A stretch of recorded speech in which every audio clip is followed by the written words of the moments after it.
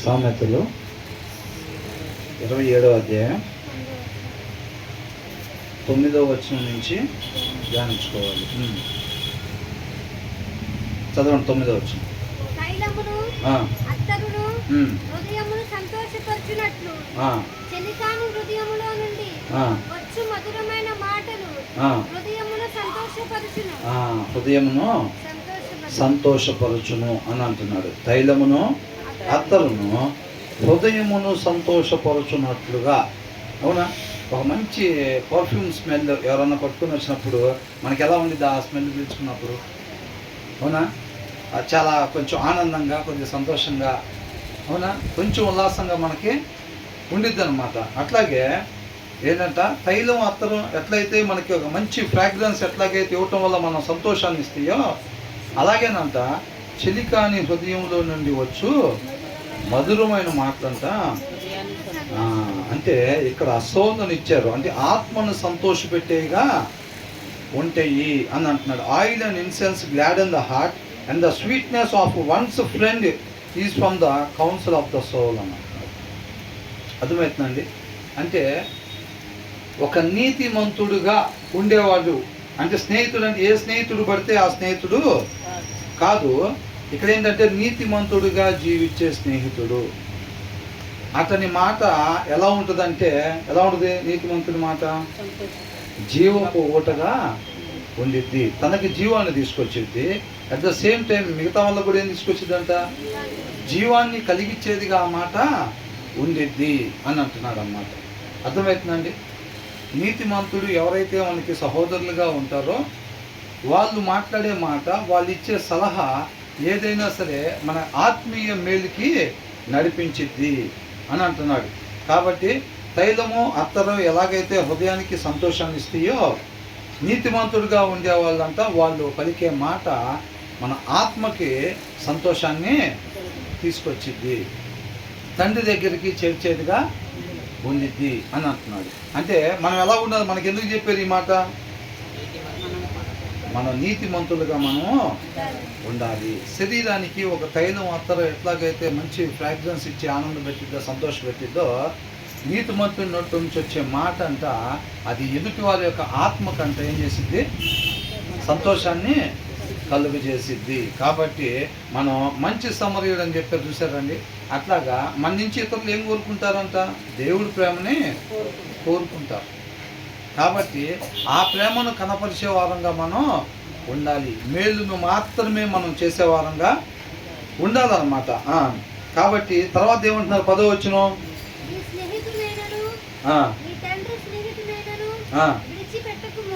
ఏ స్నేహితుడు? ఇప్పుడు మనం 9వ వచనంలో మాట్లాడుకున్నాం, చూసారండి? And the council of a friend is sweetness to the soul. ఎదుటి వారి యొక్క ఆత్మకి సంతోషాన్ని కలుగజేసే ఆలోచన, ఆ యొక్క మాటలు పలుకుతారు, చూసారండి? ఆ స్నేహితుని గురించి 10వ వచనంలో చెప్తున్నారనమాట. అర్థమవుతుందండి? అలాంటి స్నేహితుడు అంట ఏం చేయకూడదంట? నీ స్నేహితుడినైనను, నీ తండ్రి స్నేహితుడినైనను అలాంటి వాళ్ళని విడిచిపెట్టుకోకూడదండి ఎప్పుడైనా. అర్థమవుతుందండి? నీతిమంతులుగా మన సహోదరులు ఎవరైతే ఉంటారో మన చుట్టుపక్కల, వాళ్ళని ఎప్పుడు కూడా మనం ఏం చేయకూడదంట? విడిచిపెట్టుకోకూడదు. మనకు నచ్చపోవచ్చు. ఇప్పుడు మన వాక్యం చదవండి. ఫర్ ఎగ్జాంపుల్గా నీతిమంతుడు మన స్నేహితుల్లో ఒకరు ఉన్నారు. అతను ఏమంటాడు? బ్రదర్ రోజు వాక్యం చదువుకోవాలి బ్రదర్ మనం అంటారు. మనకు ఎలా ఉంటుంది? నచ్చిద్దా? నచ్చదా? నచ్చదు. మనం ప్రార్థన చేసుకోం సరిగ్గా. ఆ నీతిమంతుడు ఏం చెప్తాడు? మనం బాగా ప్రార్థన చేయాలన్నా, మనమే ఈ లోకానికి వెలుగు ఉప్పు అంటాడు. అన్నప్పుడు మనకి ఎట్లా అనిపించింది? మనకి ఏదైతే చేయటం ఇష్టం పుట్టదో పెద్దగా, దాని అవతల చెయ్యాలన్నప్పుడు మనకి ఇష్టం అనిపించదు. అప్పుడు ఆ స్నేహితుడిని మనకు నచ్చకపోయినా ఆ స్నేహితుడిని ఏం చేయకూడదంట? విడిచిపెట్టుకోకూడదు. అర్థమవుతుందండి? అలాంటి స్నేహితుడిని అంట మనం విడిచిపెట్టుకోకూడదు. అది నీ స్నేహితుడినైనను, నీ తండ్రి స్నేహితుడినైనను, నీ కుటుంబస్తులు అట్లాంటి స్నేహితులు ఎవరికన్నా ఉన్నట్లయితే కనుక అయినా సరే అట్లాంటి వాళ్ళని విడిచిపెట్టకూడదు అని అంటున్నాడు అనమాట. Do not forsake your friend and your father's friend అని అంటున్నారు, and the friend of your family అని అంటున్నారు. నీ కుటుంబానికి తెలిసిన వాళ్ళు ఎవరన్నా అట్లాంటి వాళ్ళు నీతిమంతులు ఉన్నట్లయితే కనుక, వాక్యానుసారంగా ఉండేవాళ్ళు ఉన్నట్లయితే కనుక అట్లాంటి వాళ్ళు ఏం చేయకూడదంట, విడిచిపెట్టుకోకూడదు. ఎందుకని? వాళ్ళు ఈ శరీరానికి తైలము అత్తరు ఎలాంటి ఆనందాన్ని అయితే ఇస్తాయో మన ఆత్మకి వీళ్ళు ఏం చేస్తారంట, అలాంటి ఆనందాన్ని ఇస్తారు. ఆత్మ ఎప్పుడు సంతోషపడుద్దండి? జీవానికి నడిపించే మాటలు ఎప్పుడైతే దానికి అదే ఆహారం. ఆత్మకు ఆహారం ఏంటి? దేవుని వాక్యమే. నీతిమంతుడి నోట్లో నుంచి ఏమొస్తుంది? అది జీవపు ఓట, జీవానికి నడిపించింది అది మనల్ని. అలాంటి స్నేహితుల్ని కానీ అట్లాంటి వాళ్ళని మన కుటుంబ సభ్యుల్లో పెట్టడం దేవుడు మనకి ఇచ్చిన గొప్ప భాగ్యం అన్నమాట. అలాంటి వాళ్ళని ఎప్పుడు కూడా అంత మనం విడిచిపెట్టుకోకూడదు. అర్థమవుతుందండి? తర్వాత ఏమంటున్నారు దాని కింద?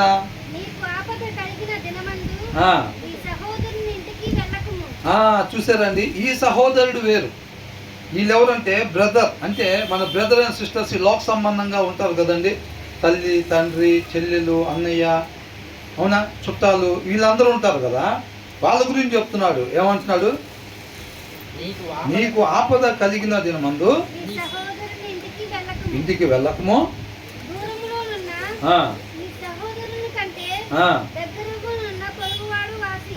దగ్గరలో ఉన్న ఎవరండి చూడాలండి దయచేసి. నేను లేకపోతే మళ్ళీ ఫస్ట్ నుంచి చెప్తా, 9వ వచనం నుంచి. ఫస్ట్లో చెప్పేవాడిని అట్లా మరలా చెప్పిస్తున్నారు నా చేత. మీరు డిస్టర్బెన్స్ చేశారంటే మాత్రం ఇంకేం లేదు. ఇంకా అది ఎక్కడో ఎన్నో వచనం దాకా చివరి వచనం దగ్గరికి వెళ్దాం, మళ్ళీ ఫస్ట్ నుంచి వస్తా అంతే. కాబట్టి ఎవరంట? దూరంలో ఉన్న, దగ్గరలో ఉన్న పొరుగువాడు వాసి అని అంటున్నాడు. అదేంటంటే do not forsake your friend and your family and your father's friend and do not go to your brother's house. లోక సంబంధంగా ఉంటారు చూసారండి. లోక సంబంధంగా ఇప్పుడు అక్క, చెల్లెలు, తమ్ముడు, అన్నయ్య, ఇలాంటి వాళ్ళు, చుట్టాలు, బావ, బామ్మది, లేకపోతే ఇట్లాంటి వాళ్ళు ఉంటారు కదండి.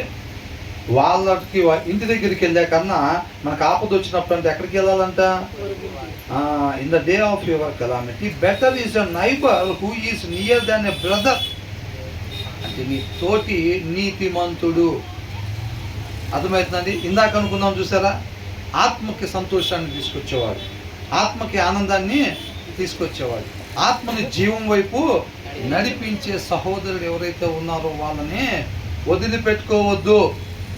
ఒకవేళ మీ చుట్టాలు 10 ఇళ్ళ అవతలు ఉంటే కనుక, మీ ఇంటి పక్కన మీకు చుట్టం కాకపోయినా ఒక నిజమైన ఆత్మీయుడు ఉంటే కనుక, నీకు ఇబ్బంది వచ్చినప్పుడు, నీకు సమస్య వచ్చినప్పుడు ఏంటంట, నీకు చుట్టాలయ్యా వాడి దగ్గరికి నువ్వు వెళ్ళేదానికన్నా ఒక ఆత్మీయుడు, ఎవరైతే నిజంగా ఆత్మీయుడు ఉంటారో, నిజమైన విశ్వాసం ఉంటారో వాళ్ళ దగ్గరికి వెళ్ళటము నువ్వు మంచిది. నువ్వు వెళ్ళాల్సింది అక్కడికి అని అంటున్నాడు. అర్థమవుతుందండి? ఎందుకని ఆయన దగ్గర ఏముంటుంది? Better is a neighbour who is near than a brother who is far away. దేనికి far away? To the word of God. వాక్యానికి దూరంగా ఉన్న వారికి అంటే నీకు అవ్వచ్చు సొంత తమ్ముడు కావచ్చు, సొంత అన్నయ్య కావచ్చు, సొంత అక్క కావచ్చు, సొంత తల్లిదండ్రులు కూడా కావచ్చు. అర్థమవుతుందండి? వాళ్ళందరికన్నా మిన్న ఎవరంట? నీతిమంతుడు, నిజమైన విశ్వాసి, నిజమైన ఆత్మీయుడు. ఆయన ఎవరిలో నాటబడి ఉంటాడు? వాక్యమయ్యున్న దేవునిలో, వాక్యమయ్యున్న దేవునిలో నాటబడి ఉంటాడు. ఆయన గుణ లక్షణాలు ఉంటాయి. అర్థమవుతుందండి? ఆయన దగ్గర ఏం దొరికింది? అంత సీటుకి ఏముంటుంది అంత? మరి తల్లిదండ్రుల కన్నా, సొంత అన్నదమ్ముల కన్నా, రక్త సంబంధికుల కన్నా ఈయన దగ్గరికి వెళ్తావు నువ్వు మంచిది అని అంటున్నారు. ఎందుకనంట? ఆయన ఎక్కడున్నాడంటే, ఇందాక పాడారా లేకపోతే ఎవరో పాట, తల్లి కుండునా, అవునా? కాబట్టి కన్న తల్లికి ఉండదంట, అన్నకు ఉండదంట, ఎవరికి ఉండదంట. ఆ ప్రేమలో నాటబడి ఉంటాడు నీతిమంతుడు. అర్థమవుతుందండి? నువ్వు పరిగెత్తుకుంటా నువ్వు అన్న దగ్గరికి వెళ్ళేదానికన్నా, పరిగెత్తుకుంటా కన్న తల్లి దగ్గరికి వెళ్ళే కదా, అన్న చెల్లి దగ్గరికి వెళ్ళినా కన్నా ఎక్కడికి వెళ్ళాలంట? ఒక నిజమైన విశ్వాసి ఎవరైతే ఉంటారో, వాక్యానుసారంగా జీవించే వాడి దగ్గరికి మనం పరిగెత్తేది మేలు అని అంటున్నాడు. అర్థమవుతుందండి? మనకెందుకు చెప్తున్నారు అంటే? ఎప్పుడు పరిగెత్తేవాడిగా ఉండమని చెప్తున్నారా? ఎవరన్నా పరిగెత్తాల్సి వస్తే నీ దగ్గరికి పరిగెత్తేవాడిగా నువ్వు ఉండని అంటున్నాడు. అర్థమవుతుందండి? పడిపోయి గాయాలు తగిలించుకునే వాళ్ళకి కాదు, సహాయం చేసే మంచి సమరయుల్లాగా ఉండు అని అంటున్నాడు. అర్థమవుతుందండి? కాబట్టి అలాంటి వాడిని నువ్వు వదిలిపెట్టుకోబాక, వాడిని జీవం వైపు నడిపిస్తాడు అని అంటున్నాడు. అర్థమవుతుందా? ఇప్పుడు లోక సంబంధంగా అన్న కావచ్చు, చెల్లి కావచ్చు, తల్లి కావచ్చు, వాళ్ళు ఒకవేళ వాక్యానుసారంగా లేరనుకోండి, రక్త సంబంధికులైన అక్కడికి పరిగెట్టినా దీనివల్ల మనకేంటి లాభం? మనం హాస్పిటల్కి తీసుకెళ్ళి ఉంటే డబ్బులు మనల్ని కట్టమంటారేమో ఫస్ట్, అనుకోరా? ఉదయంలో వాక్యం లేకపోతే ఎవరైనా అనుకుంటారా లేదా? మొన్న రీసెంట్గా మా ఆఫీస్లో ఒక అబ్బాయి ఉంటే తను డబ్బులు కావాలని అడిగాడు. ఆఫీస్లో సార్ శాలరీ అడ్వాన్స్ కావాలండి, కొద్దిగా మీరు కంపెనీల పైన అడిగి ఇప్పించాం సార్ అని అన్నాడు. దేనికి ఇప్పుడు నీకు సడన్గా డబ్బులు అంటే, మా అన్నయ్య వాళ్ళ పాపది ఫంక్షన్ ఉందండి, సడన్గా ఇప్పుడు వచ్చింది, అనుకోకుండా ఖర్చు వచ్చి పడింది సార్ మాకు, మేము ఏదో ఒకటి వస్తువు కొనుక్కెళ్ళాలి, అందుకని కొద్దిగా డబ్బులు కావాలి సార్ అని అంటున్నారు. వాస్తవానికి అది సంతోషించాల్సిన విషయం, అవునా? వాళ్ళ అన్నయ్య వాళ్ళ పాప మెచ్యూర్ అవటం అంటే సంతోషించాల్సిన విషయం. కాకపోతే సొంత తమ్ముడు వాళ్ళ భార్య ఏమనుకుంటున్నారు? అడగటమే, సార్ మాకు అనుకోకుండా ఖర్చు వచ్చి పడింది సార్, కొద్దిగా డబ్బులు శాలరీ అడ్వాన్స్ ఇప్పించాను సార్, మా పరిస్థితి కొద్దిగా బాగున్న పరిస్థితుల్లో ఉంటే ఇప్పుడు ఇలాంటిది వచ్చి మాకు పడింది, మేము ఏదో ఒక వస్తువు తీసుకెళ్ళాలి అని అంటున్నారు. అవునా? అది బేసిక్గా ఎలాంటి విషయం? అది సంతోషం. ఇప్పుడు కాకపోతే వాళ్ళు ఏం చేస్తారు, ఏదో శాలరీ అడ్వాన్స్ ఇప్పిస్తారు, తీసుకుని షాప్ దగ్గరికి కూడా ఏమనుకుంటారు, ఈ నెల శుభ్రంగా సరుకులకు వచ్చాయి, లేకపోతే ఈ నెల రెంట్కి వచ్చాయి మనకి, ఇప్పుడు ఇట్లా జరగటం వల్ల మనం ఈ డబ్బులు అప్పు చేసి వస్తువు కొనుక్కు తీసుకెళ్ళాల్సి వస్తుంది అని చెప్పి షాప్లోకి వెళ్ళినా కూడా భార్య భర్తలు అంతే అనుకుంటారుగా, తీసుకుంటారు. మళ్ళీ ఇది కాక దారి ఖర్చులు సరే తీసుకుంటారు, వెళ్తారు, ఇస్తారు. వాళ్ళు అనుకుంటారు ఫంక్షన్ పెట్టుకుని ఏదో భోజనాలు పెట్టుకుని నలుగురిని పిలిచారని. అది ఆ ఒక్క ఇంట్లోనే ఉండదా? ఇంకొక దగ్గర ఇప్పుడు వీళ్ళకి అక్కోళ్ళు కూడా ఉన్నారు అనుకోండి, వాళ్ళ ఇంట్లో ఏముండిద్ది? వాళ్ళ ఇంట్లో కూడా ఇట్లా అంతా మనం ఏదో ఒకటి కొనుక్కొని వెళ్ళాలి, రాత్రి ఇట్లా అని ఆ ఇంట్లో సంతోషంగానే ఉంటారు. అన్నదమ్ములు అక్షలు అందరూ గ్యాదర్ అయినట్టుంటుంది. కాకపోతే వాళ్ళు వస్తారు, పైకి మాత్రం సంతోషాన్ని వ్యక్తపరుస్తారు, మళ్ళా తిరిగి వెళ్తారు. అలా హృదయాల్లో సంతోషం ఉందా? ఆనందం ఉందా? అంటే చూడండి, ఇప్పుడు ఇట్లాగా ఖర్చు అయిపోయింది, సొంత తమ్ముడే, కానీ వాళ్ళ ఇంట్లో పరిస్థితి అట్లాగా ఉంది. అక్కడికి వచ్చే వేరే వాళ్ళు కూడా ఇప్పుడు వీళ్ళ ఇంట్లో ఏదన్నా చెప్పండి, 10 కిలోమీటర్ల దూరం అయినా వాళ్ళ అన్నోళ్ళ ఇంట్లో మాట్లాడుకునే మాటలు మనకి వినపడతా ఉంటాయి. ఏంటయ్యి? తమ్ముడోళ్ళ ఇంట్లో ఇట్లాగంతా మనం ఏదో ఒకటి కొనుక్కొని వెళ్ళాలి, పరిస్థితి బాగున్నా బాగుంది. ఇది ఒక అలవాటుగా చేసుకున్నారు. కొనుక్కెళ్ళకపోతే ఏమైంది? వచ్చింది పోయిద్దా? అని మామూలుగా ఏదో ఒకటి ఆ సందర్భం కాదనుకోండి, ఏ సందర్భం అయినా సరే వీళ్ళు కొనుక్కెళ్ళకపోతే ఏమైంది? ఇట్లాంటివన్నీ కొన్ని ఆచారాల్లాగా పెట్టుకున్నారు. అవునండి, పోనీ వాళ్ళు ఏదైనా 1/2 కేజీ స్వీట్ తెచ్చారు, తర్వాత 1/2 కేజీ తీసుకెళ్తే పట్టించుకునేవాడు ఎప్పుడైనా పట్టించుకుంటాడు. కాబట్టి వాక్యానుసారంగా లేకపోతే ఏంటంట, సొంత తమ్ముడైనా అక్కైనా అన్నైనా వాళ్ళ దగ్గరికి పరిగెత్తే కన్నా. అందుకనే ఆత్మీయతలో బ్రదర్ అండ్ సిస్టరే ఉంటుంది. అర్థమవుతుందండి? ఆత్మీయంగా బ్రదరు సిస్టర్ అంతే, ఇక వేరే వరుసలు లేవు. ఇక్కడ ఉంటాయి చాలా వరుసలు ఉంటాయి, ఇక్కడ చాలా వరుసలు ఉంటాయి, కానీ స్పిరిచువల్గా ఎన్ని ఉంటాయి? 2. ఒకటి బ్రదరు, సిస్టర్. స్పిరిచువల్ లైఫ్లో భర్త భార్యకు కూడా బ్రదర్ అండ్ సిస్టరే అవుతారు. అర్థమవుతుందండి? ఈ రిలేషన్ అక్కడ కూడా ఉండదు, నిత్య జీవంలో కూడా అందరితోటి, అందరు నీతిమంతులైనా సరే సహోదరులు ఉండిద్దిగా. లేడీస్ అయితే సిస్టరు, జెంట్స్ అయితే బ్రదరు. కానీ ఇక్కడ ఉండే రిలేషన్స్ తర్వాత ఉంటాయా? ఏం తర్వాత ఉండవు అన్నమాట. కాబట్టి ఒక నిజమైన విశ్వాసిని, ఆత్మీయుణ్ణి ఎప్పుడు కూడా మనం వదిలిపెట్టుకోకూడదు. మన ఆత్మకి జీవాన్ని తీసుకొస్తాడు. అర్థమవుతుందండి? కాబట్టి మనం ఫస్ట్ ఆఫ్ ఆల్ మనం ఎలా ఉండాలి? నిత్య జీవానికి వారసులుగా అంటే వాళ్ళు నడిపించేవారుగా నీతిమంతులుగా మనం జీవించాలన్నమాట. న్యాయాధిపతుల్లో ఒక మాట ఉంది. మా పాప చదువుతో మధ్యాహ్నం అడిగింది, డాడీ ఇప్పుడు అంటే చదివి డౌట్ వచ్చినప్పుడు డౌట్ డైరెక్ట్ కలగకుండా ఏమనిందంటే, ఇప్పుడు నీకు ఒక విషయం తెలుసు అనుకో డాడీ, నువ్వు నాకు అది చెప్పలేదు అనుకో, నువ్వు నాకు అది చెప్పలేదు, నువ్వు చెప్పకపోవడంతో నేను తప్పు చేశాను అంటే తప్పుగా నడుచుకున్నాను, అప్పుడు పనిష్మెంట్ నాకు వచ్చిద్దా లేకపోతే నీకు వచ్చిద్దా నువ్వు చెప్పనందుకు అనింది. ఇప్పుడు ఏంటి విషయం అని అన్నా. ఏంటి విషయం అంటే ఇక్కడ ఇట్లా ఉంది, న్యాయాధిపతులు 2వ అధ్యాయంలో చదువుతా, నన్నుగా నువ్వు తెలుసుకొని నీ కుమారులకి వాళ్ళ కుమారులకి చెప్పాలని ఉంది. ఆ న్యాయాధిపతుల దగ్గరికి వచ్చేసరికి ఏం చేశారంటే, వాళ్ళు తర్వాత తరానికి చెప్పటం ఆపేశారు, చెప్పనప్పుడు వాళ్ళకి దేవుడి గురించి ఐగుప్తులో నుంచి బానిసలుగా ఉన్న మన వారిని దేవుడు తీసుకుని వచ్చాడు, మనం ఆయన ఎప్పుడు కూడా మర్చిపోకూడదు అని చెప్పి ఇదంతా వీళ్ళు చెప్పపోయేసరికి వీళ్ళకి ఎవరు తీసుకొచ్చారు, దేవుడు అని ఆయన ఒక ఆయన ఉన్నాడు, ఆ విషయం అంతా వీళ్ళకి తెలియకపోయేసరికి వీళ్ళు ఏం చేశారంటే 2 విగ్రహాలు పెట్టుకున్నారు. 2 విగ్రహాలు పెట్టుకొని వీళ్ళు స్టార్ట్ చేశారన్నమాట. ఎందుకని? ఎక్కడ జరిగింది మిస్టేక్? ఆ ముందోళ్ళు చెప్పలేదు వీళ్ళకి. దేవుడు చెప్పాడా లేదా అప్పట్లో ఏమని, ఈ పండగలన్నీ ఎందుకు చేయమని చెప్పాడు? నీ పిల్లలు నిన్ను అడిగినప్పుడు ఎందుకు నాన్న ఈ పండగ మనం చెయ్యాలి అని అన్నప్పుడు, నాన్న మన తల్లిదండ్రులు పూర్వీకులు అప్పుడు ఇలా బానిసలుగా ఉన్నప్పుడు దేవుడు మనల్ని కనికరించి మనల్ని అక్కడి నుంచి తీసుకుని వచ్చారు, విడుదల దయచేసిన తర్వాత మనకి ఆయన వాగ్దానం ఇచ్చిన దేశం కనాన్ దేశంలోకి మనల్ని నడిపించారు, దానికి గుర్తుగా మనం ఇలా చేస్తామని ప్రతిదీ కూడా పిల్లలకి చెప్పమని చెప్పి ఆ పండుగలు జరుపుకోమని చెప్పాడు. అప్పట్లో వీళ్ళు ఏం చేశారంటే చెప్పటం మానేశారు. చెప్పపోయేసరికి వాళ్ళకి తెలియకాదు దారి తప్పిపోయారు అన్నమాట. అర్థమవుతుందండి? ఇప్పుడు ఇక్కడ కూడా ఏంటంట, నీతిమంతులుగా మనము జీవించాలి, మన మాట జీవపు ఓటలాగా ఉండాలి, మన ప్రవర్తన కావచ్చు, మన చూపు కావచ్చు, మన మాట కావచ్చు ఎదుటి వారిని జీవం వైపు నడిపించేదిగా ఉండాలి, వాళ్ళ ఆత్మకు ఆహారాన్ని ఇచ్చేదిగా మన మాట ఉండాలి. అలా ఉండాలంటే ఫస్ట్ ఆఫ్ ఆల్ మనం ఎక్కడ ఉండాలి? నిజమైన విశ్వాసిగా మనం ఉండాలి, నిజమైన ఆత్మీయుగా మనం ఉండాలి, ఆ క్రీస్తులో నాటబడినవాడిగా మనం ఉండాలి.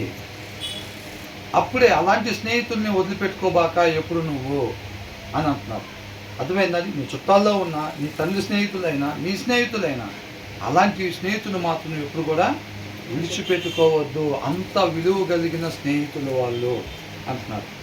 చుట్టాల కన్నా ఇక్కడ చూసారండి, నీకు దూరంలో ఉన్న మీ అన్నయ్య కన్నా అని అన్నాడు. అన్నయ్య అంటే ఇక అక్కైనా కావచ్చు, చెల్లైనా కావచ్చు, తల్లైనా కావచ్చు, తండ్రి అయినా కావచ్చు, ఎవరైనా సరే వారందరికన్నా కానీ ఎవరంట? నీతిమంతుడిగా జీవించే వ్యక్తి, ఒక ఆత్మీయుడు. తనేమనుకుంటాడంటే, యేసుక్రీస్తు వారు ఏ రీతిగా అయితే ఈ ఆత్మను నశించుకోవటం ఇష్టం లేదనుకుంటాడు, నేను ఆ పరిస్థితుల్లో ఉంటే జనాల నుంచి ఏం కోరుకుంటానో అది చేస్తాడు ఆ నీతిమంతుడు ఎప్పుడైనా ఇతరులకు. అర్థమవుతుందండి? నేనున్నాను అనుకోండి అలాంటి అవసరతల్లో, నాకు ఎవరన్నా వచ్చి ఇలా చేస్తే బాగుండు అని అనుకుంటాం చూసారండి, అది చేస్తాడనమాట నీతిమంతుడు. వాక్యంలో కూడా రాస్తుంది కదా, ఇతరులు నీకేం చేయాలని నువ్వు ఆశపడతావో నువ్వు ఇతరులకు అది చెయ్యి. అర్థమవుతుందండి? కాబట్టి మనం దేవుని ప్రేమతో ఇతరులు నన్ను ప్రేమిస్తే బాగుండు అని ప్రతి మనిషి పొరుగు మనిషి నుంచి కోరుకుంటూ ఉంటాడు. కాబట్టి మనం ఆ వాక్యమై ఉన్న దేవుని పోలి మనం జీవించాలి. ఆయనలో నాటుబడి ఉన్నట్లయితేనే మనం అలాగా జీవిస్తాము. అలాంటి స్నేహితులుగా మనమందరం ఉండాలన్నమాట. మన చుట్టుపక్కల ఉండే వాళ్ళకి, వాళ్ళు ఏ క్యాస్ట్ అయినా సరే, ఏ రిలీజియన్ అయినా, ఎవరైనప్పటికీ కూడా మనం అలాగే ఉండాలి. ఒక నిజమైన విశ్వాసలాగా, నిజమైన ఆత్మీయుడి వల్ల మనం ఉండాలి అని అంటున్నారు. అర్థమవుతుందండి? ఎవరినైనా వదిలిపెట్టుకోవచ్చులే కానీ మనల్ని మాత్రం వదిలిపెట్టుకోవటానికి ఇష్టపడకూడదు. అలాంటి వ్యక్తులుగా మనము ఉండాలి అని అంటున్నారు అన్నమాట. శరీరానికి తైలము అత్తర ఎలాగైతే ఆనందాన్ని ఇచ్చిద్దో, ఆత్మకి ఏంటంట అలాంటి జీవం వైపు నడిపించే ఆనందాన్ని, సంతోషాన్ని ఆ స్నేహితుడు, నిజంగా జీవించే నీతిమంతుడైన స్నేహితుడు అలాగా ఉంటాడు. అలాంటి వాడిని ఎప్పుడు కూడా విడిచిపెట్టుకోకూడదు అని అంటాడు. మనకు నచ్చినా నచ్చకపోయినా, మన వాక్యం చదవకపోతే అలా చదవమని చెప్పేవాళ్ళు అనుకోండి, అయినా సరే వాళ్ళని విడిచిపెట్టుకోకూడదు ఎప్పుడు కూడా. అర్థమవుతుందండి? అలాంటి వాళ్ళని దేవుడు మన పక్కన ఉంచడం గొప్ప భాగ్యంగా ఎంచుకోవాలి మనం. తర్వాత ఏమంటున్నారు? జ్ఞానము సంపాదించి నా హృదయమును ఆ, అప్పుడు నన్ను ఆ, నిందించు వారితో ఆ. నేను ధైర్యముగా మాట్లాడుదును. ఏంటంట ఏమంటున్నారు? బీ వైజ్ మై సన్, జ్ఞానం కలిగి నడుచుకో. జ్ఞానం కలిగిన వాళ్ళు ఎట్లా నడుచుకుంటారండి? వాక్యానుసారంగానే వాక్యానికి విరుద్ధంగా నడుస్తారా? ఉండే రెండు దారులు, అవునా? To miss the mark is sin. నడవాల్సిన దారిలో నడవటం నీతిమంతుడిగా జీవించటం, అది కాకుండా వేరొక దగ్గర అడుగు పెట్టడం మూర్ఖునిగా జీవించటం, అంతేనా? కాబట్టి బీ వైజ్, జ్ఞానవంతునిగా నువ్వు జీవించు. జ్ఞానవంతుడు ఎలా జీవిస్తాడు? వాక్యానుసారంగానా వాక్యానికి విరుద్ధంగానా? వాక్యానుసారముగా జీవిస్తాడు. ఆ జ్ఞానం ఎక్కడి నుంచి వచ్చింది? ఆయన నోట నుంచి వచ్చింది. ఆయన నోట నుంచి వచ్చింది దేవుని వాక్యము. ఆ వాక్యము ఎవరైతే శ్రద్ధ కలిగి చదువుతారో, నేను ఉండాల్సిన విధానము వాక్యము కాబట్టి నేను ఎలాగుండాలో దీంట్లో రాసి ఉండేది, నేను చక్కగా చదివితే దాని ప్రకారంగా నేను ఉండాలి అని ఎవరైతే శ్రద్ధగా చదువుతారో అప్పుడు దేవుడి జ్ఞానం వాళ్ళకి వచ్చింది. దాని ప్రకారంగా వాళ్ళు ఉండాల్సిన రీతిగా మాత్రమే ఉండేటట్టుగా నడుచుకుంటారు అన్నమాట వాళ్ళు, అవునా? కాబట్టి be wise my son and bring joy to my heart అని అంటున్నారు. మనం ఉండాల్సిన రీతిగా ఉండటం వలన దేవుడికి ఏం కలిగిద్దంట?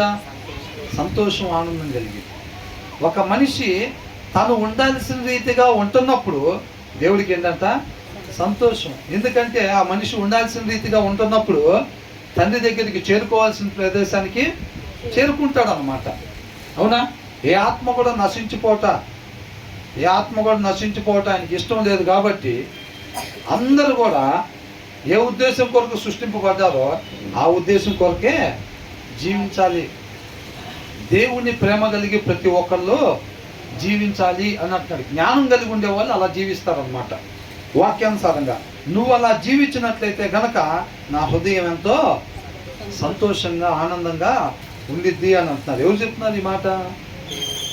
ఎవరు చెప్తున్నారు? కాబట్టి ఏంటంట, తల్లిదండ్రులకు కూడా ఎప్పుడు ఆనందం కలగాలంట? 3 ప్లేట్లు టిఫిన్ చేసినప్పుడు ఆ పిల్లోడు బిర్యానీ మొత్తం ఒక్కడే తినేస్తానా? మరి ఎప్పుడు తన పిల్లలంట వాక్యానుసారంగా నడుచుకుంటున్నారు అని వినినప్పుడు అంట తల్లిదండ్రులకి సంతోషం, ఆనందం కలగాలి. అంతకన్నా ఇక ఆనందం, వేరొక ఆనందం లేదు ఇంక వేరొక విషయంలో. తన పిల్లలు వాక్యానుసారంగా ఉంటున్నారనే విషయం వాళ్ళు ఎప్పుడైతే వింటారో అప్పుడు వాళ్ళకి నిజమైన ఆనందము కలిగిద్ది అని అంటున్నాడు. ఇక్కడ దేవుడు కూడా అదే మాట చెప్తున్నాడు. ఏమంటున్నాడు? నువ్వు ఉండాల్సిన రీతిగా ఉండటం వలన నా హృదయము ఎంతో సంతోషంగా ఆనందంగా ఉండిద్ది. ఎందుకంటే మీరందరూ కూడా అప్పుడు తండ్రి దగ్గరికి చేర్చబడతారు, తండ్రితో సమాధాన పడతారు. ప్రతి మనిషి కూడా తండ్రితో పాటు ఉండటం కోసమే దేవుడు సృష్టించాడు, అవునా? కాబట్టి అది చూసినప్పుడు యేసయ్యకి ఎలా ఉంటుందంట?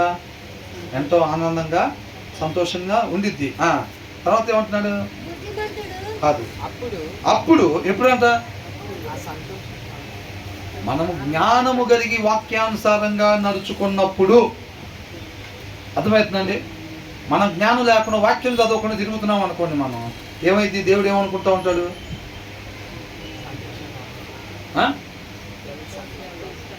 నా కుమారుడా జ్ఞానం కలిగి నడుచుకున్నాము అని అంటున్నాడు. మనం జ్ఞానం లేకుండా, అంటే జ్ఞానం ఎప్పుడు ఉండదు? దేవుని వాక్యం చదవకపోతే జ్ఞానం మనకి, ఆయన జ్ఞానం ఉండదు. అలా తిరుగుతుంటే ఇప్పుడు మనం దేవుని వాక్యం చదివి ఆ జ్ఞానంతో మనం ఉండాల్సిన రీతిగా ఉంటున్నప్పుడు ఆయన సంతోషపడతాడంట. మన వాక్యం చదివి దాని ప్రకారంగా నడుచుకుంటుంటే ఆయన సంతోషపడేటప్పుడు మనం వాక్యం చదవకుండా తిరుగుతున్నాం అనుకోండి, దేవుడికి ఏమైంది చెప్పండి? అది ఎవరు చెప్పింది? బ్రదర్ ఏంటంట? మనం వాక్యం చదవకుండా తిరుగుతుంటే దేవుడికి ఏమనిపించింది అంట? నీట్గా టిక్ టాక్ రెడీ అవి ఉండొచ్చు, పౌడర్ కొట్టుకొని నీట్గా భలేగా నాలా కటింగ్ చేయించుకొని ఉండొచ్చు కాక మనం వాక్యం చదవకుండా తిరుగుతున్నాం అనుకోండి, ప్రార్థన వాక్యం ఇదేమి లేకుండా తిరుగుతుంటే దేవుడికి ఏమైందంట? బాధ కలిగించిన వాళ్ళంగా, దుఃఖం కలిగించే వారంగా మనము ఉంటాము. అలా కాకుండా నువ్వు చక్కగా నా మాటలు మనిషి నడుచుకోవాల్సిన విధానం దేవుని వాక్యం కాబట్టి ఆయన కృపను బట్టి మనకి దేవుడు ఇచ్చాడు అనమాట. దీన్ని చదువుకొని దీని ప్రకారం నువ్వు ఎప్పుడైతే ఉంటావో అప్పుడు నా హృదయానికి ఎంతో ఆనందము, సంతోషము. అప్పుడు నన్ను నిందించు వారితో నేను ధైర్యముగా నా యోగుని చూసావా అన్నాడా లేదా? ఎందుకన్నాడు? యథార్థవంతుడు, నీతిమంతుడు, చెడుతనాన్ని విసర్జించిన వాడు. తిరస్కరించాడు అపవాది దేవుని వాక్యాన్ని, అవునా కదా? తిరస్కరించాడు. తిరస్కరించిన వాడి దగ్గర దేవుడు ఏమంటున్నాడు? ఇది చాలా రోజుల నుంచి డౌట్ వాస్తవానికి. యోబు గ్రంథం చదివాంలే కానీ ఆ దేవదూతలతో పాటు అపవాది కూడా వచ్చాడు. వచ్చినప్పుడు ఫస్ట్ దేవుడే మొదలు పెడతాడు, స్టార్ట్ చేస్తాడు. ఏమని? నా యోబుని చూసావా అని అంటాడు. అంటే ఎక్కడి నుంచి వచ్చాడు అంటాడు. నేను కింద అటు ఇటు తిరుగుతా ఇక్కడికి వచ్చానని అంటాడు. అన్న తర్వాత నా యోబుని చూసావా అని అంటాడు. దేవుడు ఎందుకని అట్లాగా అన్నాడు? అపవాది ఏం అడగలేదు కదా యోబు గురించి కానీ, లేకపోతే ఇట్లాగా అనేది ఒక క్వశ్చన్గా ఉండేదన్నమాట. దానికి సమాధానం ఇదే. దాని సమాధానం ఇదే. ఏంటంట? జ్ఞానము కలిగి ఒక మనిషి ఉండాల్సిన రీతిగా మాత్రమే ఉండేటప్పుడు దేవుడి హృదయం ఎంతో సంతోషంగా ఆనందంగా ఉండిద్ది. ఒక వ్యక్తి వాక్యం చదవకుండా ప్రార్థన చేసుకోకుండా తిరుగుతుంటే దేవుడు, ఎందుకంటే ఆత్మ నశించిపోబోతుంది. అర్థమవుతుందండి? దేవుడు ఎంతో బాధపడేవాడిగా ఉంటాడు, దుఃఖపెట్టే వాళ్ళంగా ఉంటాం అనమాట. అలా కాకుండా మనం వాక్యానుసారంగా మనిషి ఉండాల్సిన రీతిగా ఉంటున్నప్పుడు అంటే దేవుడి హృదయం ఎంతో సంతోషంగా ఉండిద్దంట. అప్పుడు ఏమంటున్నాడు? యోబు అలా జీవిస్తున్నాడు కాబట్టి అపవాది తిరస్కరించినాడు కదా దేవుడి మాటని, దేవుని తిరస్కరించినాడు కాబట్టి వచ్చి నుంచున్నప్పుడు ఏమంటున్నాడు? అప్పుడు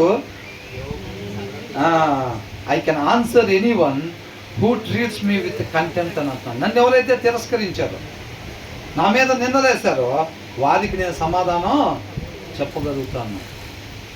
అర్థమవుతుందండి?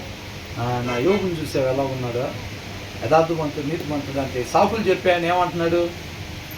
అది ఇచ్చావు, ఇది ఇచ్చావులే, అందుకని అట్లా ఉన్నాడు. ఇది తీసేస్తే ఎప్పుడో దూషించి దూరం అయిపోతాడు, వాటి కోసంలే కానీ నీ గొప్పతనం ఏమీ కాదు అని చెప్పాడు. తీసేస్తే వెళ్ళిపోయాడా? ఏమి వెళ్ళిపోవాలా? అర్థమవుతుందండి? కాబట్టి ఈ మాట మనకి ఎందుకు చెప్తున్నారు? మనం ఎలా జీవించాలంట?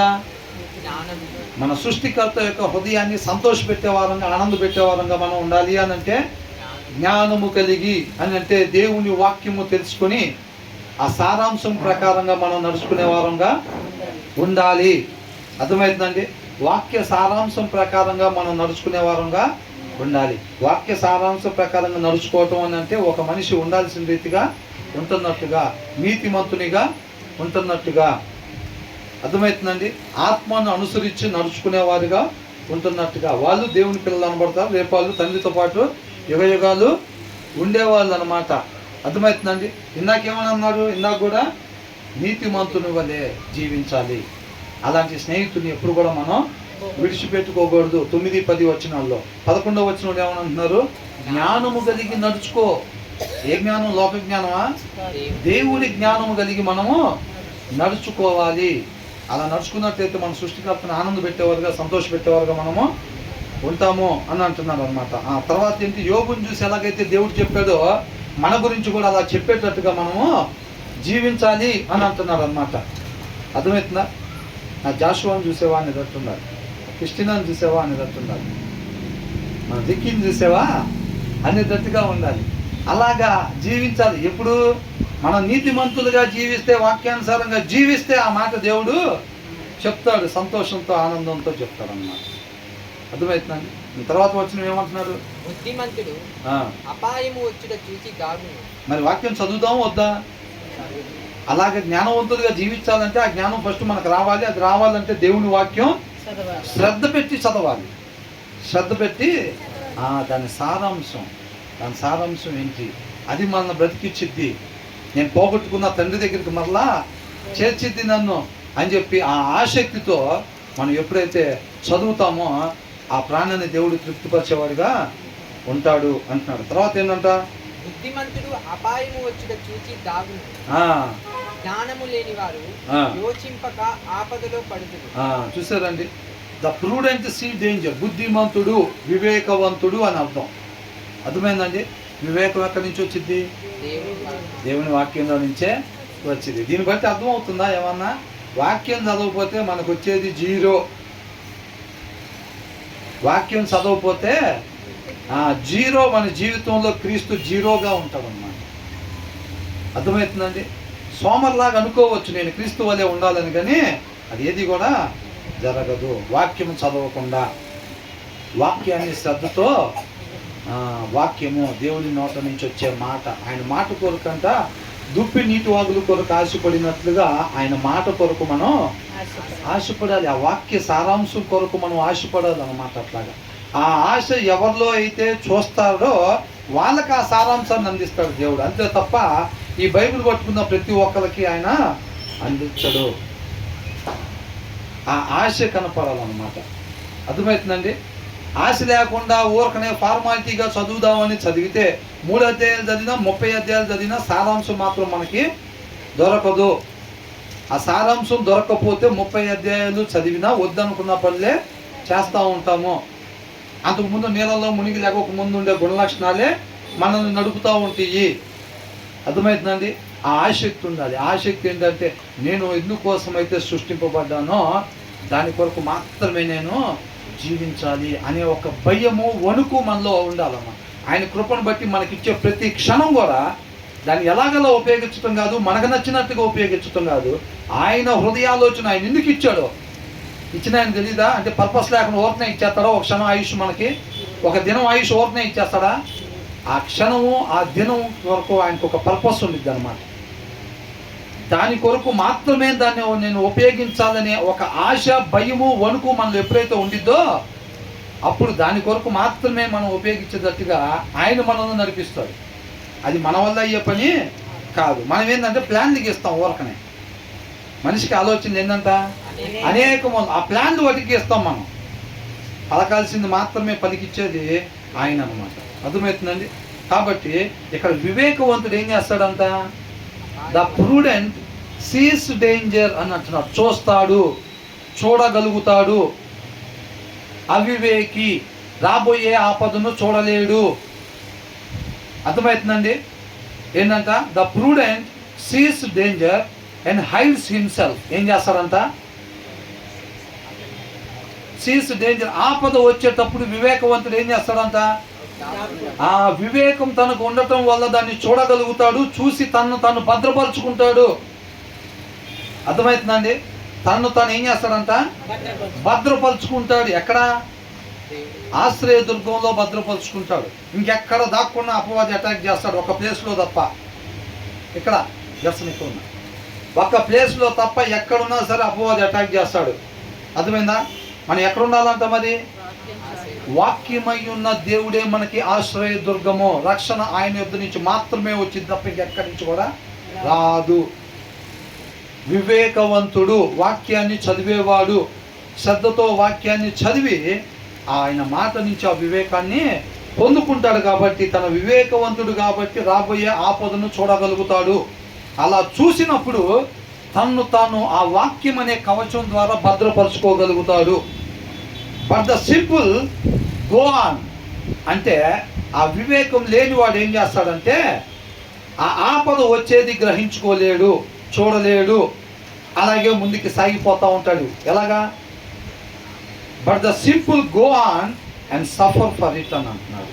But the simple keep going. ఆపద చూడలేడు, గ్రహించలేడు కాబట్టి ఏం చేస్తాడు?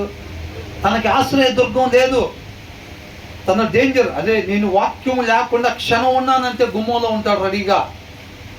నా హృదయంలో వాక్యం లేకుండా నేను క్షణం ఉన్నానంటే ఇమ్మీడియట్గా అటాక్ జరిగిద్ది. నా హృదయంలో క్షణం వాక్యం లేకపోతే దాంట్లో నుంచి స్వాభావికంగా ఉండే మూఢత్వం ఆ క్షణం నన్ను నడిపిద్ది. ఆ మూఢత్వం మంచిగా నడిపిద్దా, చెడుగా నడిపిద్దా? ఆ క్షణం మనం చెడుగా నడిచేటట్టుగా చేసిద్ది, చెడుగా ఆలోచన చేసేటట్టుగా చేసిద్ది, చెడుగా మాట్లాడేటట్టుగా చేసిద్ది. నువ్వు మాట్లాడిన మాట జరిగించాల్సిన నష్టం జరిగించేసిద్ది. అర్థమవుతుందండి? ఒక క్షణం లేదా ఒక 5 క్షణాలు లేదా ఒక 5 గంటలు, ఒక 5 రోజులు దేవుని వాక్యం మన హృదయంలో లేకపోవటం వలన ఆల్రెడీ అక్కడ మూఢత్వం పనిచేస్తూ ఉంటుంది. ఒక క్షణం మన హృదయంలో దేవుని వాక్యం లేకపోతే ఆ క్షణాన్ని ఏది లీడ్ చేసిద్ది? మూఢత్వం మనల్ని లీడ్ చేసిద్ది, మన హృదయాన్ని. దాని వలన కలిగే నష్టం మనం అనుభవించాల్సిందే. దావీదు హృదయంలో దేవుని వాక్యం లేనప్పుడు స్వాభావికంగా ఉన్న మూఢత్వం నడిపింది. ఆ నడిపినప్పుడు దానికి ఎదురైన నష్టం, దాని పరివాసనం అనుభవించాల్సి వచ్చింది దావీదు మాత్రమే కాదు, హృదయంలో వాక్యం లేకుండా దావీదు ఉన్నట్టుగా అప్పుడు సౌలు ఉన్నా సరే, లేకపోతే సంసోను ఉన్నా సరే, ఎవరైతే ఉన్నారో ఆ క్షణం ఏదైతే ఉందో చూసారండి, రేపు చదువుదాంలే అనుకుంటారు. ఇవాళ మధ్యాహ్నం నుంచి సాయంత్రం దాకా మన హృదయంలో సమృద్ధిగా దేవుని వాక్యం లేనప్పుడు ఏమైందంటే దాంట్లో ఉన్న మూఢత్వం మనం నడిపిద్ది అనమాట. ఆ మధ్యాహ్నం నుంచి సాయంత్రం దాకా నడిపిన క్షణాలు ఏదైతే ఉన్నాయో, వాక్యం లేకుండా మూఢత్వం ద్వారా మనం నడిచినప్పుడు దానికి కొంత నష్టం జరిగింది. దాన్ని మనం అనుభవించక తప్పదు. అవివేకి ఏం చేస్తాడంటే తను రాబోయే ఆపదను గ్రహించలేడు. అర్థమవుతుందండి? వివేకవంతుడు, నా హృదయంలో దేవుని మాట లేకపోతే అపవాది పొంచి ఉంటాడు, ఎనీ టైము నా మీద అటాక్ చేస్తాడని తెలుసు. కాబట్టి తను ఏం చేస్తాడంటే కరోనా మనకు రాకముందే శానిటైజ్ చేసుకుని ఉంటాడు చేతులు, ఎప్పుడు దేవుని వాక్యంతో కప్పుకొని ఉంటాడు. వివేకి, అర్థమవుతుందండి? వివేక్ ఏం చేస్తాడంట? Sees danger and hides himself. రాబోయే క్షణం గురించి కూడా ముందుగానే ఆయన కృపను ఆశ్రయించుంటాడు, ఆయన పాదాలు చెంత ఉంచుతాడు దాన్ని. అర్థమవుతుందండి? అంటే ఈయన మానోహ కన్నా అప్డేటెడ్ అనమాట. మానోహ అంటే ఎవరు? మన లైన్ చోరు బజ్జీలు వేసానా? మరెవరు? సంసోను తండ్రి. సంసోన్ని ఇస్తానని చెప్పిన తర్వాత, అర్థమవుతుందండి, ఇస్తానని చెప్పిన తర్వాత నేను ఎలా పెంచాలి, ఏ ఉద్దేశం కొరకు ఇస్తున్నారో కనుక్కొని ఆ రీతికి పెంచాలని చెప్పి దేవదూతను మరలా రమ్మన్నారు. ఇక నీతిమంతుడు కూడా ఏం చేస్తాడంటే, ఈయన వివేకవంతుడు ఏం చేస్తాడు? ఈయన ఆపద, seize the danger and hides himself అని అంటున్నాడు. ఆపద రాక ముందే కవచాన్ని ధరించుకొని ఉంటాడన్నమాట. తనను తాన్ని కాపాడుకోగలుగుతాడు. తనను తానంటే దేవుడు లేకుండా కాదండి, దేవుణ్ణి కవచంగా కలిగి ఉంటాడు. వివేకి, దేవుడిచ్చే ఏదైతే ప్రభువా నీ కృపను బట్టి ఇప్పుడు తర్వాత క్షణం, తర్వాత ఒక గంట, తర్వాత ఒక దినం నాకు ఇస్తున్నావు కదా, ఆ క్షణం నేను ఏ రీతిగా ఉపయోగించాలో ఆ రీతికి మాత్రమే ఉపయోగించేటట్టుగా నీ కృపను దయచేయమని చెప్పి ఆయన అంతరంగంలో ఆ భయము, ఆ వణుకుతో ఆయన పాదాలు చెంత ఉంచుతారు. యోబయ క్షణం గురించి కూడా. అర్థమవుతుందండి? అర్థమవట్లేదా? అలా ఉంచుతాడు అన్నమాట. అది భయము, వణుకు అన్నమాట. చక్కగా ఆయన కృపను బట్టి ఆయన మనకి ఇచ్చిన ఆయుష్ చక్కగా ఏం చేస్తాడంట? వివేకంతో దాన్ని ఆయన చిత్తానుసారంగా ఆయన హృదయాలోచన చొప్పున దాన్ని ఉపయోగిస్తాడు. బట్ ద సింపుల్ అంటే అవివేకి, వివేకం లేనివాడు. ఇంకో మాటలు ఎవరని చెప్పండి? హృదయంలో వాక్యం లేని వాళ్ళు. ఇంకో మాట మూర్ఖుడు, సోమరి, వాక్యం చదవని వాళ్ళు. అదే అది అది పలకలేం బాధ, మిగతా అన్నీ చెప్తాం మనం. ఏంటంట? But the simple keep going అని అంటే రక్షణ కవచం లేకుండా వెళ్ళిపోతూ ఉంటాడు. అర్థమవుతుందండి? వివేకి ఏం చేస్తాడంట? ఆపదను చూసి తను రిఫ్యూజ్, ఆశ్రయ దుర్గంలో దాచుకుంటాడు, భద్రపరుచుకుంటాడు అనమాట. తను ఆ కవచం ధరించుకునే విశ్వాస జీవితంలో ముందుకెళ్తూ ఉంటాడు. బట్ ద సింపుల్ అవివేకి, వాక్యం చదవని వాళ్ళు ఏం చేస్తూ ఉంటారంటే రక్షణ కవచం లేకుండా వెళ్ళిపోతూ ఉంటారు. రక్షణ కవచం లేకుండా వెళ్ళిపోతూ ఉంటాడు. అపవాది చూస్తూ ఉంటాడా ఎట్లా వెళ్తున్నాడని, భలే నడుస్తున్నాడే, అక్కడ కూర్చున్నాడా, ఇప్పుడు లేచి వెళ్తున్నాడు అని చూసుకుంటూ ఉంటాడా? ఏం చేస్తాడు? నీకు నాకు అసలు లెక్క కూడా చేయడు మనల్ని అపవాది. మన లోపల వాక్యమై ఉన్న దేవుడు ఉంటేనే మనల్ని టచ్ చేయలేడు తప్ప, వాక్యం లేకపోతే 7 అడుగులు ఉన్నా, 3 అడుగులు ఉన్నా, 300 కేజీలు ఉన్నా, 30 కేజీలు ఉన్నా పెద్ద లెక్కేమీ కాదు అటాక్ చేయడానికి అపవాది. అర్థమవుతుందండి? వాక్యం చదువులో ఏం చేస్తారంటే నిన్న చదవరు, ఇవాళ చదవరు, రేపు అంటే బజార్లో దీపం వెలిగించి ఆడబెడతారు. దీపం వెలిగించి బజార్లో పెట్టినట్టు అంటే గాలికి ఉపయోగం ఏమైనా ఉండిద్దా? అది ఎలుగుండిద్దా? అది ఆరిపోతుంది. ఆశ్రయం లేకుండా, రక్షణ లేకుండా దాన్ని ఊరకనే నడుపుతూ ఉంటారంట. ఏమైంది? Keep going and pay the penalty. ఆ క్షణము, ఆ గంట, ఆ దినము దేవుని వాక్యం తన హృదయంలో లేకుండా మూఢత్వం ద్వారా నడిపాడు కదా దాన్ని. ఆ మూఢత్వం ద్వారా నడిపిన దానికి ఖచ్చితంగా పెనాలిటీ చెల్లించుకుంటాడు. చెప్పులు తల మీద పెట్టుకొని ఏడ్చుకుంటా దావీదు కొండెక్కాడు. ఎందుకు ఎక్కాడు? కొన్ని క్షణాలు దేవుని వాక్యం తన హృదయంలో లేకుండా మూఢత్వం ద్వారా తన హృదయాన్ని నడిపాడు. అందుకు నీ కుటుంబస్తుల నుంచే నీకు ఆపద నేను కలిగిస్తాను అని చెప్పి దేవుడు చెప్పాడు. అవునా? అప్పుడు ఆయన కుమారుడు అబ్షాలోము నుంచి దావీదుని, నువ్వు దాని పనిష్మెంట్ అనుభవించకపోతే నువ్వు మరలా అనుకుంటావు ఇంకోసారి నేను తప్పు చేయకూడదని, కానీ చేస్తావు. నువ్వు ఆ పనిష్మెంట్ అనుభవించావు అనుకో, ఇంక నువ్వు చెయ్యవు. నీ అంతరంగం గాయాలు కలిగించే దెబ్బలంతా అంతరంగాన్ని సరిచేస్తాయి. నువ్వు అనుకున్నావు ఇక మీద నేను ఎప్పుడు చేయకూడదు అనుకున్నావు, నిజమైన పశ్చాత్తాపం పొందావు, కానీ దాన్ని పనిష్మెంట్ అనుభవించాలి. పనిష్మెంట్ అనుభవించకపోతే అనుకుంటావు, కానీ మరలా అదే చేస్తావు. కాబట్టి నువ్వు తప్పదు, కొండలకెళ్ళి పరిగెత్తాల్సిందే, నువ్వు ఏడ్చుకుంటూ కొండ ఎక్కాల్సిందే అని అన్నాడు. ఎందుకు జరిగింది అది? అదే పెనాల్టీ, పరివాసనం అనుభవిస్తున్నాడు అన్నమాట. దేనికి సంబంధించి? ఆయన కృపను బట్టి దావీదుకి ఇచ్చిన ఆయుష్లో కొన్ని క్షణాలు మనిషి ఎలా నడుచుకోవాలి? దేవుని మాట ద్వారా, పెట్రోల్ కారు పెట్రోల్ ద్వారా నడిచినట్టుగా, డీజిల్ కారు డీజిల్ ద్వారా నడిచినట్టుగా మనిషి ప్రతి క్షణం దేవుడు మాటను పెట్టుకొని నడవాలి. అవునా కదా? కానీ దావీదు ఏం చేశాడు? దేవుని మాట లేకుండా కొన్ని క్షణాలు మూఢత్వంతో నడిపాడు. ఆ నడిపిన తాలూకా పెనాల్టీ చెల్లించుకున్నాడు అన్నమాట. మనకెందుకు చెప్తున్నారు? దావీదు వరకు అలా డిజైన్ చేశారా? మనకు డిజైనింగ్ వేరుగా ఉంటుందా? ఎలా ఉంటుంది? ఖచ్చితంగా బాగానే ఉన్నానే, మొన్న చదివాను బాగానే నిద్ర పట్టింది బాగానే ఉన్నా, నిన్న చదవలేదు బాగానే నిద్ర పట్టింది బాగానే ఉన్నా, బాగానే ఉన్నట్టుగా ఉంటుంది అంతే. ఏ దావీదుకి బాగున్నట్టుగా అనిపించలేదా? కోటపైకి ఎక్కినప్పటికీ లేదు దేవుని వాక్యం, చూసేటప్పటికీ లేదు, పిలిచేటప్పటికీ లేదు, అనిపించింది చేసేటప్పటికీ లేదు. ఆయనకంతా బాగానే జరుగుతున్నట్టే ఉంది. నిన్నట్లాగనే, నిన్న దేవుని మాట నా హృదయంలో ఉన్నప్పుడు ఎలాగ జరుగుతుందో ఇవాళ కూడా అలాగే జరుగుతుంది. ఏమైంది? నాకు బాగానే ఉంది, కాళ్ళు చేతులు అంతా బాగానే ఉంది, కమ్మగా నిద్ర పడుతుంది, సంతోషంగా ఉంది, ఇంకా ఆనందంగా ఉన్నాడు. పండ్లు గిన్నెలు అన్నీ పంపించాడు మళ్ళీ ఆమె దగ్గరికి, వాళ్ళ ఆయన దగ్గరికి. వాళ్ళ ఆయన మీద ప్రేమతో కాదు, ఆమె మీద ప్రేమతో పంపించాడు. అవునా? బాగానే నిద్రపోతున్నాడు, బాగానే టిఫిన్ చేస్తున్నాడు, బాగానే ఉంటున్నాడు. వాక్యం చదివినప్పుడు ఎలాగుందో చదవనప్పుడు కూడా అలాగనే ఉంది. అంత మాత్రం నష్టం జరగలేదా?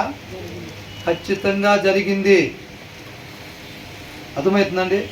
ఖచ్చితంగా జరిగింది. మనం కూడా మన హృదయంలో దేవుని వాక్యం లేకపోతే ఆ క్షణాలు ఏవైతే మనం మూఢత్వం ద్వారా నడుపుతున్నామో దాని పెనాలిటీ ఖచ్చితంగా మనం కూడా చెల్లించుకోవాల్సిందే, అనుభవించాల్సిందే అని అంటున్నాడు. కాబట్టి ఇక్కడ ఎందుకు జరిగింది పొరపాటు అంతా?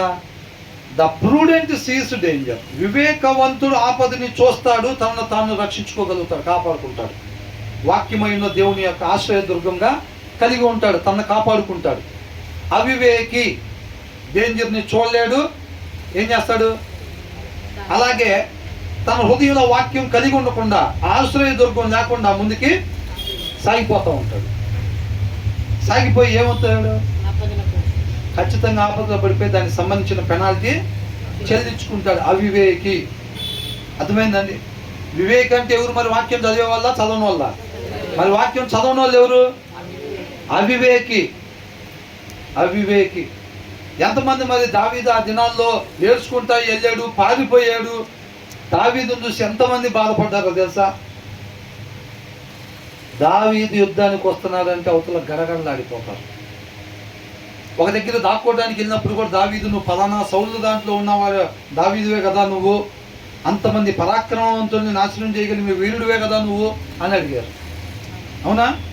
అలాంటి దావీదు పారిపోతుంటే చూడలేక బాధపడి ఏడ్చిన వాళ్ళు ఎంతోమంది. అర్థమైందండి? మన జీవితంలో కూడా అలా ఉండాలని ఎంతమంది అనుకుంటున్నారు? అలా అనుకునే వాళ్ళు ఉంటే వాక్యము ఇప్పటిలాగానే చదవకుండా ఉండండి. నాకు కూడా అలాంటి దినాలు ఉండాలి అని అనుకుంటే ఏంటంట? ఇప్పుడు చదువుతున్నారా? నాకు అలాంటి దినాలు రాకూడదు, అందుకని ఆ విషయం రాపిచ్చాడు. దావీదేం పెద్ద నీతిమంతుడు కాదు, ఆయనలో మచ్చ ఉందని చెప్పడానికి కాదు రాపిచ్చింది. దావీదు తప్పుడోడని చెప్పి దేవుడు మనకి తెలియపరచడానికి కాదు రాపిచ్చింది. ఆ తప్పు మనం చేయకూడదని రాపిచ్చాడు అంతే. అర్థమవుతుందండి? మా జీవితంలో అలాంటి దినాలు రాకూడదు. నువ్వు అక్కడ తప్పు చేసాను అనుకుంటున్నావు, అన్ని జనుల మధ్యలో నా నామాన్ని దూషించేటట్టుగా నువ్వు అవకాశం కలిగించావు. నువ్వు నా మనిషివి అని తెలుసు అందరికి. అలాంటప్పుడు నువ్వు ఆ పాపం చేయటం వల్ల అందరూ నిన్ను కాదు నన్ను దూషించారు అందరూ అని అన్నాడు దేవుడు. అవునా? మనం ఉండకూడని రీతికి ఉంటున్నప్పుడు ఎవరికి అవమానం కలుగుతుంది? దేవునికి అవమానం. మనకు కలిగేది మనం ఆల్రెడీ ధూళే. ఎవరు మనం? మన దుమ్ము ధూళి. మనం ఆల్రెడీ ధూళి. మన కొత్తగా వచ్చే అవమానాలు ఏమీ లేవు. మన చేత అయిందే అవమానపరుచుకోవటం తప్ప గణపరుచుకోవటం మన హిప్పుకి చేత కాదు. ఎప్పుడైతే మన జీవితం మీద అధికారం ఆయనకి అప్పగిస్తామో అప్పుడు ఆయన మనల్ని గణపరుస్తాడన్నమాట. ఆయన ఉంటుంది. అవునా?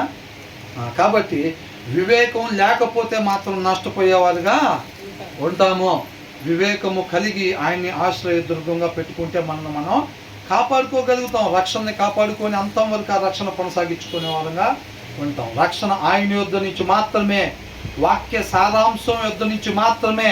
అదే మనల్ని కాపాడేది. లోక మాలిన్యం మనకు అంటకుండా, అపవాది బాణాలు మనకు తగలకుండా కాపాడాలంటే కేవలం వాక్య సారాంశం మాత్రమే కాపాడిద్ది. ఏది కూడా కాపాడలేరు. పిల్లల్ని తల్లిదండ్రులు కాపాడలేరు, అన్న తమ్ముళ్ళు అక్క చెల్లెలు ఎవరు కూడా కాపాడుకోలేరు, వాళ్ళు కాపాడుకోలేరు. కానీ వాక్యమైన దేవుడు మాత్రమే, ఆ సారాంశమే మనల్ని కాపాడిద్దాం. అర్థమవుతుందండి? ముందు వచ్చిన ఏం చూసామండి మనం? జ్ఞానవంతుడిగా మనం జీవించాలి. జ్ఞానవంతుడిగా వాక్యాన్ని అనుసరించి నువ్వు జీవించినట్లయితే నా కుమారుడా, నా హృదయానికి ఎంత ఆనందము, సంతోషం. ఎవరైతే వాక్యాన్ని అనుసరించకుండా ఉంటారో అప్పుడు నేను వాళ్ళకి సమాధానం, నీ జీవితం ద్వారా వాళ్ళకి నేను సమాధానం. అపవాది అనుసరించలేదు.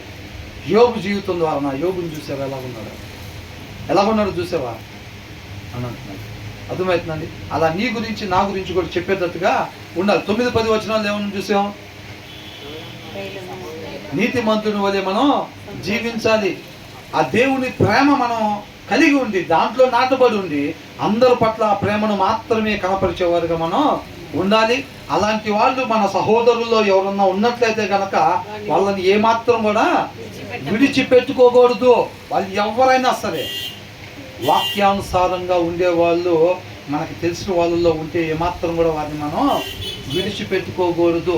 అవసరమైతే ఏమంటున్నాడు? ఇక 4 ఇళ్ళ తర్వాత మీ సొంత అన్నయ్య ఉండొచ్చు, తమ్ముడు ఉండొచ్చు కాక మీ ఇంటి పక్కన వాక్యానుసారంగా ఉండేవాడు ఉంటే నీకు ఆపద వచ్చినప్పుడు నువ్వు ఇక్కడికి వెళ్ళటం మేలు కానీ అక్కడికి వెళ్ళటం కరెక్ట్ కాదు. ఈ లోక సంబంధంగా చుట్టాలు కదా, రక్త సంబంధికులు కదా కాదు. కానీ ఏంటంట? బ్రదర్ అండ్ సిస్టర్ అంటే ఎవరైతే వాక్యానుసారంగా ఉండే బ్రదర్ ఎవరైతే ఉంటారో ఆ బ్రదర్ని ఎప్పుడు కూడా విడిచిపెట్టుకోవద్దు అని అంటున్నారు. అర్థమవుతుందండి? అట్ ద సేమ్ టైమ్ మీరు కూడా ఎప్పుడు కూడా జెంట్స్ అయితే ఆ బ్రదర్ లాగా మీరు ఉండాలి. ఏ బ్రదర్ లాగా? నీతిమంతులలాగా, జీవపు ఊటలాగా మీ మాట, అవతల ఆత్మకి ఆహారముగా, ఆనందాన్ని ఇచ్చేదిగా మన మాట ఉండాలి. మన మాట ఎలా ఉండాలంట? అవతల చెవులు కాదండి, అవతల శరీరానికి కాదు, అవతల వాళ్ళ ఆత్మకు ఆనందాన్ని కలిగించేదిగా మన మాట ఉండాలి. జీవం వైపు వారిని నడిపించేదిగా మన మాట, మన ప్రవర్తన, మన మాదిరి, మన జీవిత విధానం ఉండాలమ్మా. మన జీవిత విధానాన్ని చూస్తే వాళ్ళకి జీవం వైపు నడుచుకునే మాదిరిని కనపరిచేదిగా మన జీవిత విధానం ఉండాలి. అలా జీవించు నా కుమారుడా, అప్పుడు నేను ఆనందపడతా, సంతోషపడతా. ఎందుకంటే నువ్వు అలా జీవిస్తుంటే నువ్వు తండ్రి దగ్గరికి చేరుకుంటావు, ఉండాల్సిన ప్లేస్లోకి నువ్వు చేరుకుంటావు. అవునా? ఏ ఆత్మ కూడా నశించిపోవటం ఆయనకి ఇష్టం లేదు. కాబట్టి అలా ఎవరైతే వాక్యానుసారంగా నడుచుకుంటుంటే ఆయనకి ఎంతో ఆనందము, ఎంతో సంతోషంగా ఉండిద్ది అని అంటున్నాడు. అర్థమవుతుందండి? కాబట్టి ఈ 4 వచనాలు 9-10 వచనాలు ఒక సామెతకైతే 11వ 11 12 11లో ఏంటంటే జ్ఞానవంతులుగా మనం ఉండాలి. అది వాక్యం చదువుతుంటే ఆయన జ్ఞానం మనకి వచ్చింది. 12వ వచనంలో ఏం చూసాం? వివేకవంతుడు, బీ ప్రూడెంట్ అని అంటున్నాడు. అర్థమవుతుందండి? వివేకవంతుడిగా ఉండాలి. అది కూడా వాక్యం చదువుతూ ఉంటే శ్రద్ధగా, వాక్య సారాంశం మీద శ్రద్ధ కలిగి ఉండాలి. అది నాకు జీవాన్ని ఇచ్చిద్దనే శ్రద్ధతోటి బైబిల్ ఓపెన్ చేయాలి. గబగబా 3 అధ్యాయాలు చదివేసి వెళ్ళిపోయి అన్నం కూర వండుకుందాం, 3 అధ్యాయాలు చదివేసి వెళ్ళిపోయి ఆడుకుందాం, 3 అధ్యాయాలు గబగబా చదివేసి ఆఫీస్కి వెళ్ళిపోదాం అనేది కాదండి. ఆ వాక్య సారాంశం అన్నమాట. అర్థమవుతుందండి? దుప్పి నీటి వాగుల కొరకు ఆశపడినట్టుగా ఆ వాక్య సారాంశం కొరకు ఆశపడి ఎప్పుడైతే ఆయన పాదాల చెంత చేస్తామో, అంటే బైబుల్ తీస్తామో, ఆ ఆశ మన అంతరంగంలో చూసి ఆ సారాంశాన్ని దయచేస్తారన్నమాట. అర్థమవుతుందా? ఆ అక్షరం వెనకాల ఉంటుందా సారాంశం? ఆయన అరచేతుల్లో ఉంది. అర్థమవుతుందండి? ఆ శ్రద్ధ. ఇప్పుడు మన అందరం బైబిల్ చదవడానికి కూర్చున్నాం, ఎవరి ఇళ్లలో వాళ్ళు కూర్చున్నారు. దుప్పి నీటి వాగుల కొరకు ఆశపడినట్లుగా ప్రభువా ఆ సారాంశం కావాలి నాయన, అదే నాకు జీవాన్ని ఇచ్చేది అని చెప్పి ఎవరైతే ఆశపడి ఎవరింట్లో వాళ్ళు కూర్చొని బైబిల్ చదువుతూ ఉంటారో ఆ ఆశను చూసి ఆ సారాంశాన్ని వేస్తాడు వాళ్ళ హృదయం. అర్థమవుతుందండి? ఆ ఆశ లేకుండా మనం ఎక్కడ కూర్చొని చదివినా సరే ఆ సారాంశం మనకి దొరకదు. ఆ సారాంశం ఆయన మనకు అందించాలంటే ఆ ఆశ మన హృదయంలో కనపడాలి ఆయనకి. దాన్ని హార్డ్ వర్క్ అంటున్నారు. అర్థమవుతుందండి? కష్టపడాలి, ఆత్మీయ సోమరులుగా ఉండకూడదు, కష్టపడాలి. ఒక అరగంట సేపు, ఒక గంట సేపు, ఒక గంటన్నర సేపు దాని సారాంశం కోసం నువ్వు వెతుకుతుంటే ఇష్టపడి ఆ సారాంశాన్ని నీకు ఇస్తాడు. అర్థమవుతుందండి? దాన్ని హార్డ్ వర్క్ అంటున్నారు, అది కష్టపడటం అంటున్నారు. అలా కష్టపడేవాడికి దక్కాల్సిన ముద్ద ఇది. ఏం ముద్ద? సారాంశపు ముద్ద. అవునా? వాళ్ళకి దక్కాల్సిన ముద్ద ఇది, సోమరులకి ఇచ్చేది కాదు అంటున్నాడు. 3 నిమిషాల్లో 3 అధ్యాయాలు చదివేసే వాళ్ళకి ఇచ్చేది కాదు ఇది. 1,00,000 1 కోటి కాదు ఇచ్చేది ఇది. ఏంటంట? సారాంశం, వెలకట్టలేదు. అర్థమవుతుందండి? ఆ శ్రద్ధ ఉండాలి, ఆ ఇంటెన్షన్ ఉండాలి. నా బతుకు ఉద్దేశం అదే. దానికి తెలుసు అడ్రస్. దేనికి తెలుసు? ఆ వాక్య సారాంశంకి నేను ఏ పర్పస్ మీద సృష్టింపబడ్డానో దానికి తెలుసు అడ్రస్. ఏ సత్క్రియలు నా ద్వారా జరిగించాలని ఆయన ఇష్టపడి నన్ను రక్షించుకున్నాడో దానికి తెలుసు ఆ సత్క్రియలు ఏంటన్నది. ఎప్పుడైతే దాని కొరకు నేను దప్పికొని ఉంటానో అప్పుడు దాన్ని చూసి నా హృదయంలో ఆయన వేస్తాడు. అడ్రస్ తెలిసింది అది, కాబట్టి అది నడిపించింది నన్ను. ఎక్కడెక్కడికి వెళ్ళాలి, నేను ఎవరితో మాట్లాడాలి, ఎంత సమయం గడపాలని ఆయన ఉద్దేశించి నన్ను సృష్టించాడో అనుకుంటున్నాం కదా. 1982 దగ్గర నుంచి పలానా టైం దాకా. అవునా? నేను ఎక్కడెక్కడికి వెళ్ళాలి, ఏమేమి చేసి ఆయన నామాన్ని మహింపరచాలి, ఆయన తోటి పనివాడికి ఆయన రాజ్య స్థాపనలోకి నాకు అవకాశం ఇచ్చాడు ఆయన కృపను బట్టి. ఆ కార్యాలు నెరవేర్చే అడ్రస్ దానికి తెలుసు అన్నమాట. దాని కొరకు ఆశపడాలి. అది లేకపోతే ఏం లేదు, ఎల్లవారం సైడు వెళ్ళిపోయి నశించిపోయే వారంగా ఉంటామన్నమాట. ఆ ఉద్దేశంతో అది శ్రద్ధ కలిగి వాక్యం చదవటం అంటే అది.